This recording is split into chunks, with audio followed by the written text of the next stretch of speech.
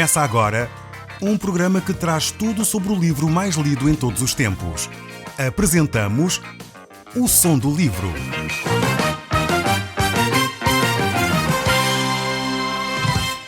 Seja muito bem-vindo. Neste podcast vai encontrar o livro mais conhecido e lido em todo o mundo. Vamos levá-lo numa viagem pela história da humanidade. Este é um audiolivro para si, para a sua família e sociedade em geral. Contextualização e comentários de Paulo Chaveiro. Eu sou Paulo Chaveiro e nós hoje estamos de volta ao livro de 1 de São Licenses. E estamos agora no capítulo 5, este último capítulo deste livro que o apóstolo Paulo escreveu a esta comunidade em Tessalónica. O apóstolo Paulo passou 3 semanas ali e nessas 3 semanas realmente houve um feito extraordinário. Aquelas pessoas compreenderam a mensagem de Cristo, entregaram a sua vida nas mãos de Deus e houve uma revolução tremenda nesta cidade.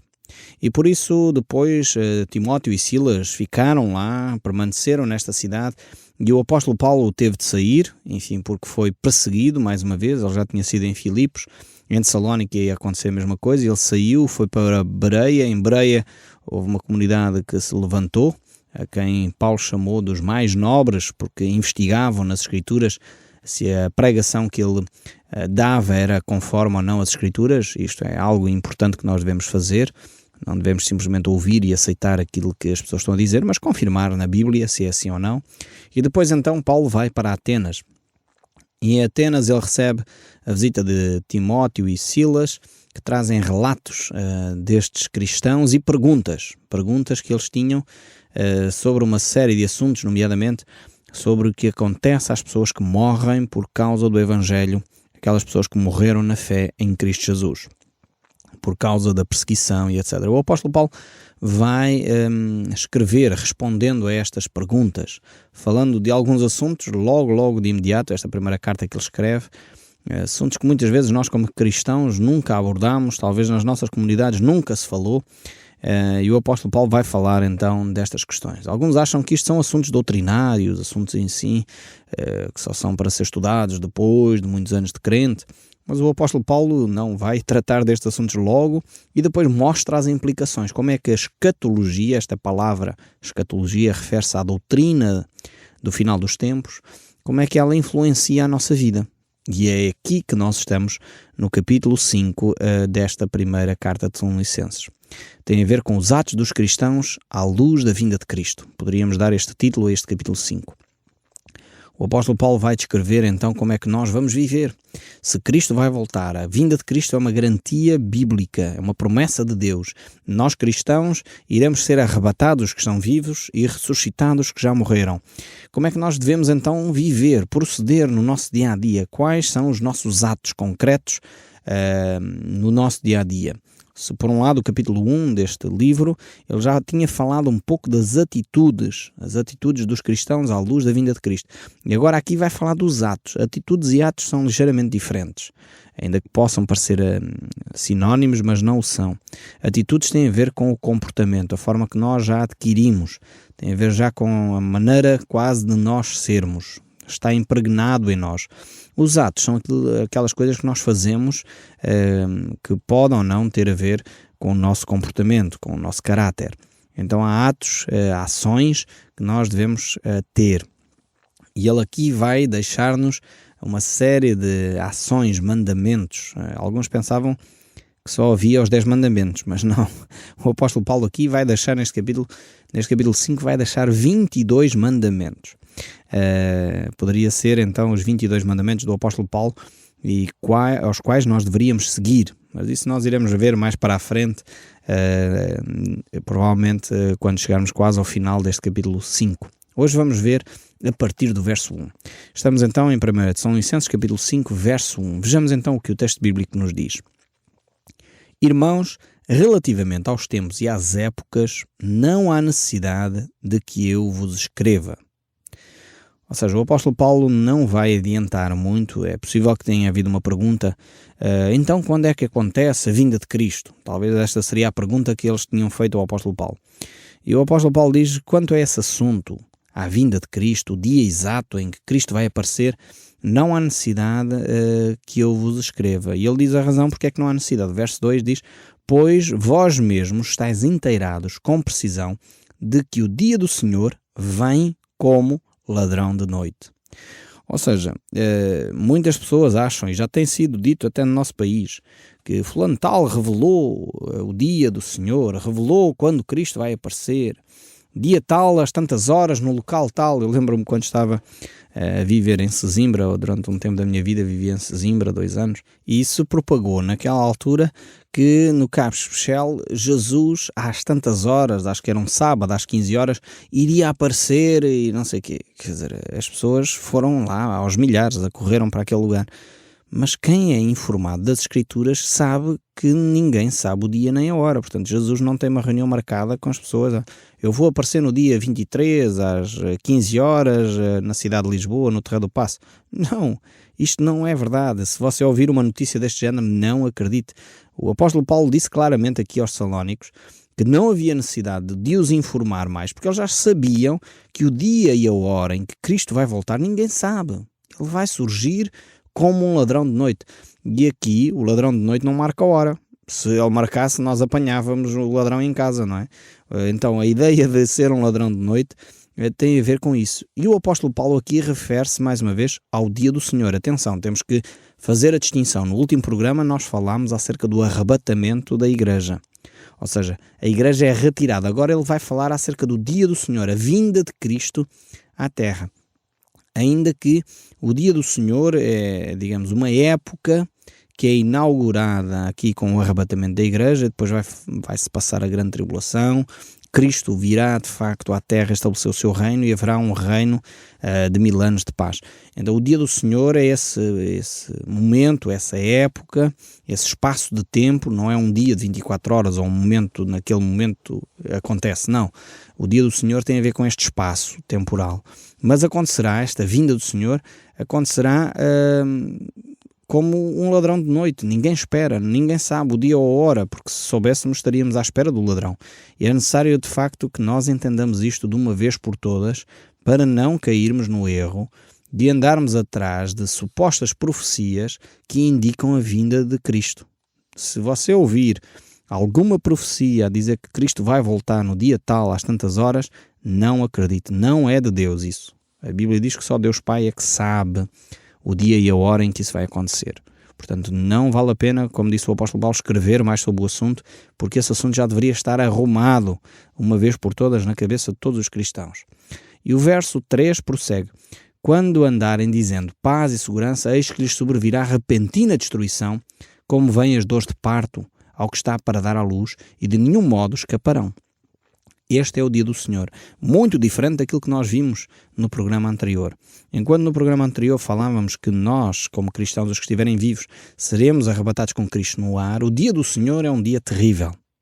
E aqui, como eu já disse, não é um dia de 24 horas, mas um período de tempo que começa com este aspecto da grande tribulação. E a Bíblia está cheia de profecias sobre este dia do Senhor, que é um dia terrível. Aqueles que não são cristãos irão viver este momento de uma forma angustiante, porque estarão cá na terra, aqueles que forem vivos, e experimentarão de facto estes momentos terríveis. Isaías, por exemplo, que nós estudámos há pouco tempo, fala deste dia do Senhor, porque o dia do Senhor dos exércitos será contra todo o soberbo. Veja contra quem é que é este dia. Portanto, não é contra a igreja, não é contra os cristãos não vão viver este momento, mas contra todo o soberbo, altivo, contra todo aquele que se exalta, para que ele seja abatido. O objetivo do dia do Senhor é abater aqueles que acham que são superiores, que eles é que sabem, Deus não interfere na minha vida, eu não quero saber nada de Deus. O dia do Senhor é para estes, diz aqui o livro de Isaías, no capítulo 2. Ainda diz mais, Isaías, no capítulo 13, eis que vem o dia do Senhor, dia cruel, com ira e ardente furor, para converter a terra em assolação e dela destruir os pecadores, porque as estrelas e as constelações do céu não darão a sua luz. E depois continua a descrição de catástrofes terríveis. E eu creio sinceramente que o mundo hoje ainda não experimentou toda a maldade do homem, porque a igreja está presente na terra. Porque como a igreja está presente na Terra, ainda há uma, que nós chamamos, o público chama, uma opinião pública. Há pessoas que ainda têm alguma sanidade mental, ainda percebem que uma guerra nuclear massiva destruiria toda a humanidade, ainda têm consciência do que é bem e mal, e por isso a humanidade não foi abandonada a si própria. É por isso que este dia do Senhor aqui ainda não se concretizou, porque a igreja está presente na Terra ainda é sal e luz, ainda traz consciência às pessoas do certo e do errado, e é por isso que estas catástrofes, estas misérias ainda não aconteceram. O próprio profeta Joel, no capítulo 1, verso 15, ele diz: há que dia, porque o dia do Senhor está perto e vem com a assolação do Todo-Poderoso. Será o próprio Deus que irá intervir também na terra para, de alguma vez por todas, terminar com a maldade do homem, terminar com a corrupção, terminar com tudo isto que desagrada tanto ao ser humano, mas que tantas vezes nos choca a abertura com que estas coisas existem ao nosso redor, com as quais nós temos que conviver constantemente. E Deus um dia dirá ponto final sobre isto. Não mais vai haver genocídios, não mais vai haver guerras porque há interesses pessoais de uma fábrica de não sei onde.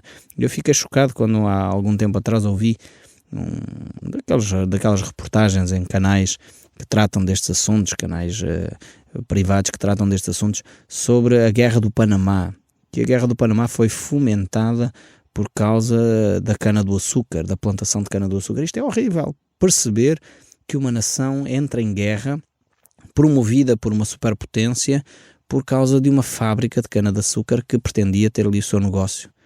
E realmente este é o coração do homem. O coração do homem é perverso, é mau. E isto vai realmente acontecer, a menos que nós nos voltemos para Cristo, a menos que nós entreguemos a nossa vida a Jesus, é que esta terra terá uma solução efetiva. Porque, de facto, nas mãos dos homens não podemos ter muita esperança. Algumas das vezes que tive o privilégio, ou a oportunidade, mais oportunidade até do que privilégio, provavelmente, de almoçar com alguns deputados de um país que estava em guerra, almoçámos juntos e conversávamos num ambiente amistoso, eu pude-lhes dizer: olha, eu creio que sinceramente que Angola só terá oportunidade, Angola só terá uma situação de estabilidade quando o povo se voltar para Deus, quando aqueles que estão em liderança dessa nação se voltarem para Deus, se arrependerem, porque o coração do homem é corrupto, o coração do homem não traz solução. Enquanto houver homens à frente das nações sem Cristo no seu coração, sempre procurarão os seus interesses pessoais. E isto é triste dizer, mas só Cristo é solução. Eu tive a oportunidade de dizer isso a muitas individualidades desse país, porque é importante que as pessoas entendam que as boas intenções neste sentido não chegam. É necessário algo mais, e esse algo mais é Deus. Só Deus tem a capacidade, só Deus tem o poder para transformar o coração do homem. E é interessante os relatos que nós vamos recebendo aqui de pessoas, famílias, que nos escrevem a relatar exatamente isso, que o coração do meu esposo foi transformado. Antigamente ele era um homem que era bastante irado, gritava, tratava mal. Hoje que ouve a palavra de Deus, ouve o som do livro, é uma pessoa que está muito mais carinhosa, está muito mais amistosa. Outra pessoa que me contactou pessoalmente, dizendo que estava extremamente encorajado porque o pai dele ouvia o som do livro e hoje é um homem completamente diferente, é um homem que já ouve a palavra de Deus e deixa que estas verdades permeiem o seu caráter, já tem uma postura diferente, uma pessoa mais tranquila, mais serena. E realmente é uma alegria profunda para mim perceber que Deus está a usar este programa para transformar o coração da nossa nação. E é o seu coração que está em jogo, é o seu coração que está a ser tocado pela palavra de Deus. Não tem a ver comigo, não tem a ver com a minha capacidade de argumentação, porque eu sei que não a tenho. Tem a ver com o poder da ação do Espírito Santo na sua vida, tem a ver com o poder da palavra de Deus, que é o poder que transforma. E o apóstolo Paulo vai prosseguir aqui, voltando aqui ao texto bíblico, 1 Tessalonicenses, capítulo 5, verso 4, ele diz: vós, irmãos, não estáis em trevas, para que esse dia, como ladrão, vos venha e vos apanhe de surpresa. Porquanto vós todos sois filhos da luz e filhos do dia, nós não somos da noite nem das trevas. Isto aqui o apóstolo Paulo quer deixar bem claro que quando ele fala aqui do dia do Senhor, que virá como um ladrão de noite, não está a falar para os cristãos. está a falar para aqueles que não têm Cristo. Os cristãos já subiram aos céus, já estão com Cristo nos ares, já foram arrebatados porque são filhos da luz. É esta a argumentação que ele tem a tecer aqui. É por isso que algumas pessoas, ao olharem para os textos bíblicos, ficam confusas. Então, mas os cristãos foram primeiro para os ares e agora fala do dia do Senhor, como é que é, quanto tempo vai ser? E nós temos sempre esta tendência de querer ver tudo no tempo e no espaço. Queremos sempre catalogar tudo. Então, mas é 10 segundos depois, é 2 anos depois, é 7 anos depois, quanto tempo é que é? É 3 anos e meio. E nós tentamos encaixar as coisas, enfim, ao nosso jeito. Mas o facto é que o apóstolo Paulo diz aqui que é um momento completamente distinto. O arrebatamento da igreja é um momento e depois o dia do Senhor, que virá como um ladrão de noite, é um outro momento depois. Ele não fala aqui em tempos, se é 3 anos ou se é 7, ou se é só alguns segundos. O facto é que são 2 momentos distintos. E ele diz que a vinda de Cristo como um ladrão de noite, não é para nós cristãos, porque nós não somos filhos das trevas, nós não estamos na noite, nós somos filhos do dia e da luz. Então, nós temos a ver com o capítulo 4 e não aqui com este momento do capítulo 5. Ele simplesmente está a tentar, como eu disse, responder às perguntas que lhe foram colocadas e por isso mesmo essas perguntas tinham que ter uma resposta. E é por isso que ele descreve aqui o que é que vai acontecer após a igreja ser arrebatada. A igreja é arrebatada, vai para os céus juntamente com Cristo e depois então inicia-se o dia do Senhor. Porquê? Porque o dia do Senhor, como nós já vimos nas profecias que lemos anteriormente, Isaías e Joel, etc., e havia muito mais, Daniel, Ezequiel, mas nós não temos tempo para ler todas essas profecias, o dia do Senhor tem a ver com o juízo de Deus sobre a terra. Portanto, e a igreja será julgada num outro âmbito, num outro patamar, podemos dizer assim. Porquê? Porque somos melhores? Não. Simplesmente porque aceitamos a opção de entregar a nossa vida a Cristo. Aceitamos o sacrifício de Jesus como o nosso Salvador. Mais uma vez, a ideia de percebermos o que é que quer dizer Cristo como Salvador. Porque nós às vezes dizemos que Jesus Cristo é o nosso Salvador, mas nem percebemos do que é que estamos a ser salvos. Estamos a ser salvos de uma destruição iminente. Estamos a ser salvos do dia do Senhor. Estamos a ser salvos da perdição eterna. E é por isso que é uma salvação tão grande. Porque há de facto implicações eternas. E é por isso que é tão importante nós tomarmos a decisão agora, consciente, de seguir a Cristo de todo o nosso coração. Porque aquilo que está lá à frente é muito melhor. É muito, milhões de vezes mais agradável do que aquilo que nós temos já no presente e aquilo que poderá acontecer caso não façamos a opção correta. Então, voltando aqui ao texto bíblico, o verso 6 ainda prossegue. Assim, pois, não durmamos como os demais, pelo contrário, vigiemos e sejamos sóbrios. Aqui o apóstolo Paulo agora começa a falar sobre o nosso procedimento diário, tendo em conta que nós vamos ser arrebatados, tendo em conta que nós vamos estar em encontro com Jesus nos ares, tendo em conta que o dia do Senhor vai chegar. Ele diz, não adormeçam na forma, ou seja, não fiquem dormentes, não se deixem enganar, não sejam embriagados, não estejam embriagados, não estejam como que a dormir. Uma pessoa quando está a dormir fica assim meio zonza, não reage, enfim, não percebe o que é que está a fazer, nem sabe, nem tem consciência do que está a fazer.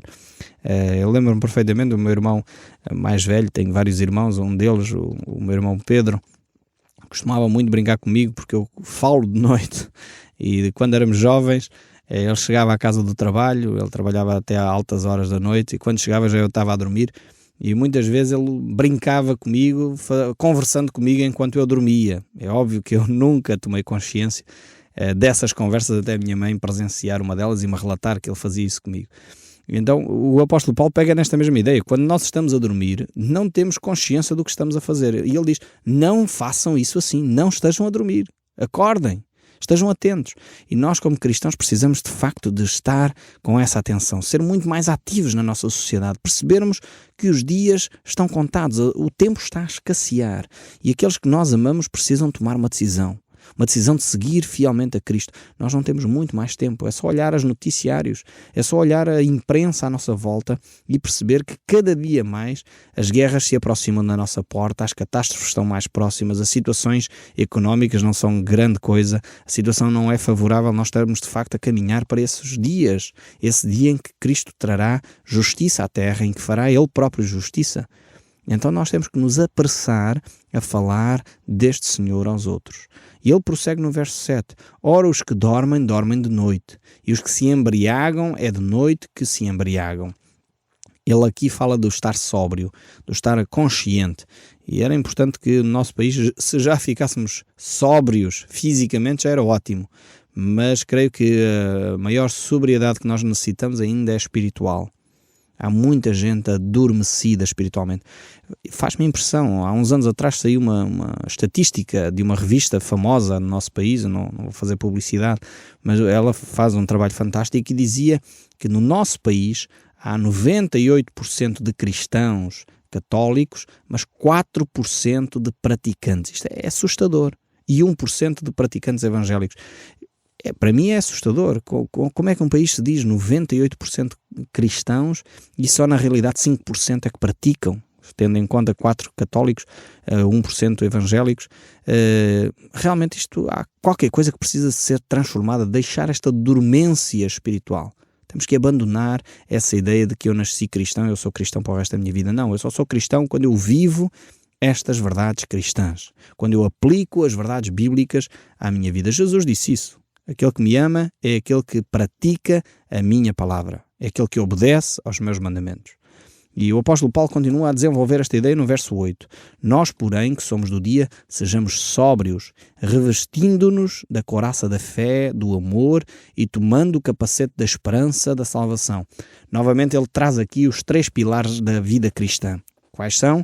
Fé, amor e esperança. Estes são os 3 pilares que defendem, não sei se reparou, ele usa aqui agora uma linguagem militar, bélica, dizendo que eles devem colocar a couraça, tinha a ver com a armadura dos romanos, a couraça da fé e do amor, e na cabeça devem ter o capacete da esperança, da salvação, para proteger os órgãos vitais. E Satanás ataca exatamente aqui, ataca o coração e ataca a mente, onde ele coloca as dúvidas. Mas Cristo veio mesmo? Será que foi mesmo assim? Será que não nos andam a enganar a vida toda? Nós precisamos ter bem presente na nossa mente o capacete da salvação. E o verso 9 e 10 ainda diz, para concluir, porque Deus não nos destinou para a ira, mas para alcançar a salvação mediante o nosso Senhor Jesus Cristo, que morreu por nós, para que, quer vigiemos, quer dormamos, vivamos em união com Ele. Ou seja, estes 2 textos são muito claros, dizendo que Deus não nos destinou para este dia do Senhor, não nos destinou para a ira. Não é esse o objetivo de Deus para nós, mas para que nós vivamos vidas intensas. Ele agora vai explicar como é que nós ainda podemos viver melhor estas vidas intensas. E é aqui que vamos entrar nos 22 mandamentos do apóstolo Paulo. Você pensava que era só 10, não é? Há os 10 mandamentos em Êxodo 20, no Velho Testamento, e agora temos os 22 mandamentos do apóstolo Paulo. Mas há muitos mais. É só nós estarmos atentos e vermos a Bíblia com olhos de ver e reparamos que de facto Deus tem tanta coisa boa para nós podermos viver. E aqui estão mais 22 ensinos para nós que iremos ver no próximo programa. O Som do Livro, uma produção da Rádio Transmundial de Portugal.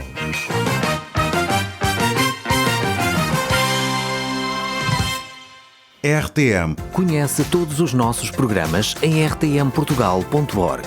Uma produção da Rádio Transmundial de Portugal.